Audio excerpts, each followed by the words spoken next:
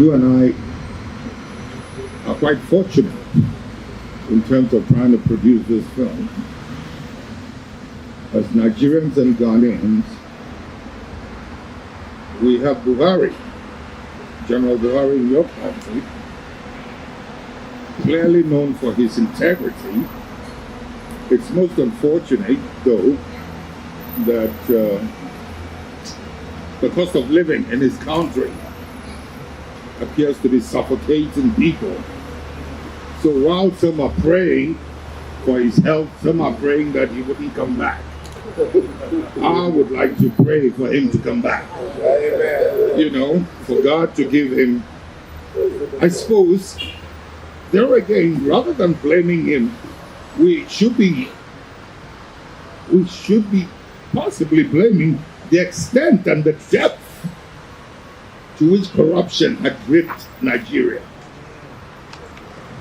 You know, and for him to have emerged when he did, for me, was like a divine intervention. But I guess you would need a very creative team that would know how to rescue the economic situation of the country without possibly undermining the cost of living of the people. Unfortunately, this is not the case. But nonetheless, the very fact that he represents this, a man like that would not take a position against the film you want to produce, like could have happened in the past. We are very fortunate also that somebody like akufo-addo has emerged over here. People think I like that man to high heavens. No, but I respect him for certain principles, certain values. And I will continue to pray, and I sincerely hope that he stays the track. And he will devote possibly even 30% of his time, 70% for the development programs and projects, etc.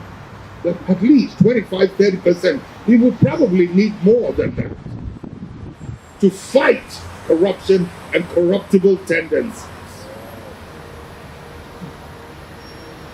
Something happened the other day which let me down a little. What was it? There's some character with some tendencies, that you cannot praise. Virtue and vice. And his government got rid of it so fast. I was so relieved that they knew about some of them and they are working on some of them. But I think in less than 24 hours or so, the instruction to get rid of that guy was stood down. The guy was reinstated. And I'm using this opportunity to express, misgivings, to express how I feel and how I felt about that issue. Whose political influence brought itself to bear on the appointing authority.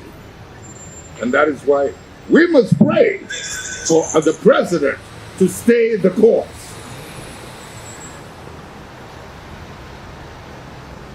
I'm using very polite language because I'm not unaware of what this particular Ghanaian has been doing in that department. He should have been thrown out and kept out, investigated. But it appears somebody's influence brought itself to bear and the decision was rescinded. Ladies and gentlemen, we must also pray for God's guidance for the new president in Gambia. This emergence brings on board, it's an acknowledgement, the rebirth of true freedom and justice in the Gambia. And I sincerely hope that he will not lose his values. He will not allow himself to be corrupted. And I wish the same for the government here. Ladies and gentlemen, the lady was talking about the revolution. It is true. What she failed to say is that in the ethics of man, I don't know if it was written by Catholics, theologians, yes, certainly theologians, many, many years ago, the proof of God are the very ones who are saying in that book, a book I read many years ago, the satire, so many aspects of it. There's a way in which when we are acting, we localize it in a way. Now I say again, but Nigerians are raw.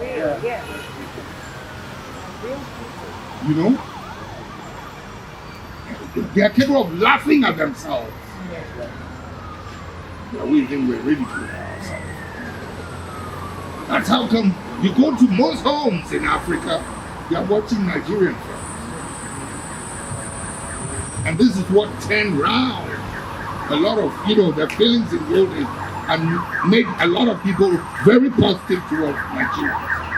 Today, the films, not your political power, not your money. Those things created whatever it is, animosity.